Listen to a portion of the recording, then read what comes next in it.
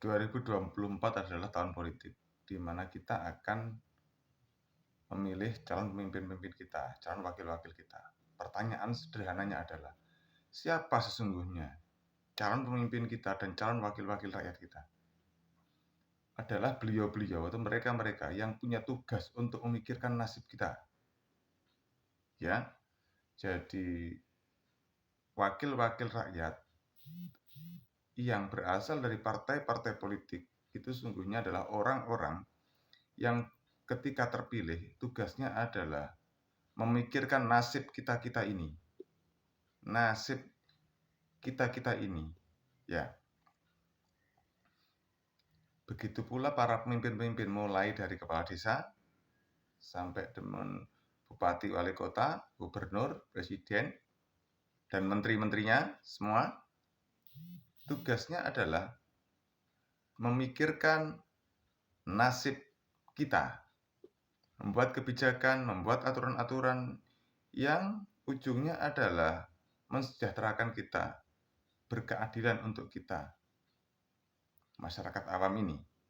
Jadi, kalau ada wakil rakyat, gitu ya, atau kepala daerah atau siapapun, pejabat-pejabat yang top-top itu, kemudian ketika mereka jadi dan tidak memikirkan kita, sungguh itu bukanlah para pemimpin sebenarnya.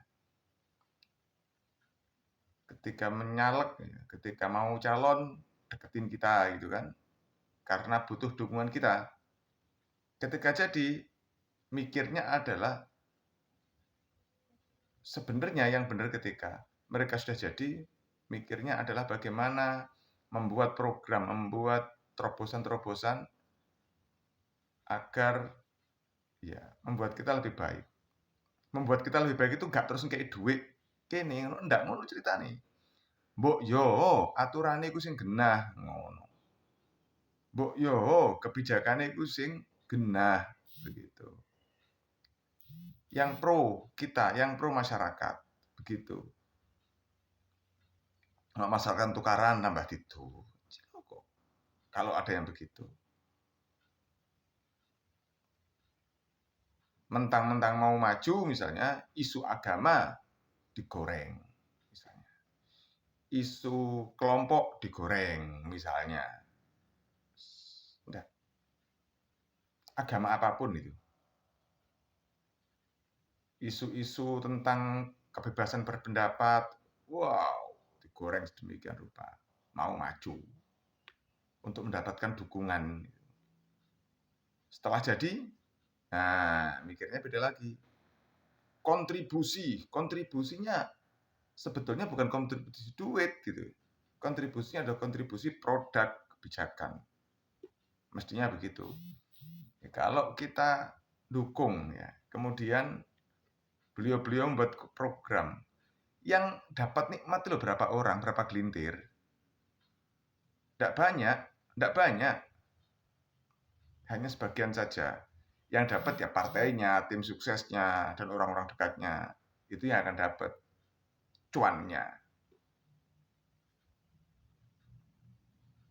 Kalau masyarakat dapat apa?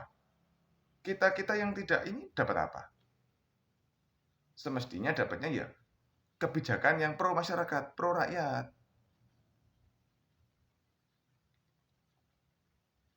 Bapak-bapak yang maju sebagai calon-calon apapun nanti, itu mikirnya ketika sudah jadi kan mikir keras gitu kan, karena dibayar oleh negara, dibayar dari pajak, itu mikir tentang yo apa nasib masyarakat sing milih aku kan ngono. Kira-kira mikirnya kan malah yo apa partaiku dan sebagainya. Emang peduli dengan kita? Yakin para pemimpin itu peduli dengan masyarakat? Apalagi kalau sudah transaksional. Saya mau maju ini begitu, kemudian masyarakat daerah sini gitu kan, yang dukung saya dapat berapa satu kepala berapa rupiah begitu hitungannya. Nah sudah, jadi deh. Jadi duduk di kursi emang sempat mikir kita. Yang dibeli emang Gimana? Mengharap dipikir, kedukuran mas. Sama wis tuku kok. Kate mikir ngono. Wajar. Saran saya sekarang ini, sapa wae sing ngekeki dhuwit jukuken duwike. Lek iso aja dipilih wonge. Ambil uangnya, jangan pilih orangnya. Siapapun yang melakukan tekanan-tekanan, ingin maju dengan cara menekan, ingin maju dengan cara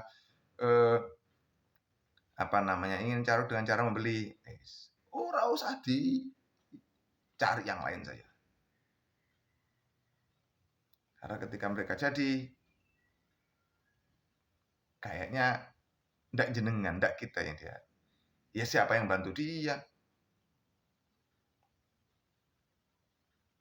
Dalanku nang ngarepe omah, durung diaspal, maka saya milih dia. Oke, mungkin itu betul. Tapi yang lebih besar lagi adalah regulasi-regulasi lain mesti dihitung juga. Gitu. Jadi orang siapapun yang kita dukung, yang bapak-bapak dukung, yang ibu-ibu dukung, yang saudara-saudara dukung, itu semestinya mikirkan kita, mikirkan yang mendukung. Bukan hanya urusan duit, tapi urusan bagaimana kesejahteraannya bisa bertambah, bagaimana kebutuhan beragamanya bisa bagus. Begitu. Bagaimana demokrasinya bisa semakin bagus. Begitu. Ya. Saya begini bukan untuk siapa-siapa. Saya bukan tim suksesnya siapa-siapa ya. Ya, saya hanya pengen ini aja, berbagi saja. Muga-muga kanggo. Lek kabeh wis ketuku ya gak apa-apa. Misalnya sing mikir ngene ming aku tok ngono ya gak masalah. Sing mikir gak gelem dituku ming aku tok ngono ya gak masalah. Monggo-monggo saja. Kalau saya sih begitu. Oke ya. Untuk kita semua. Bismillah.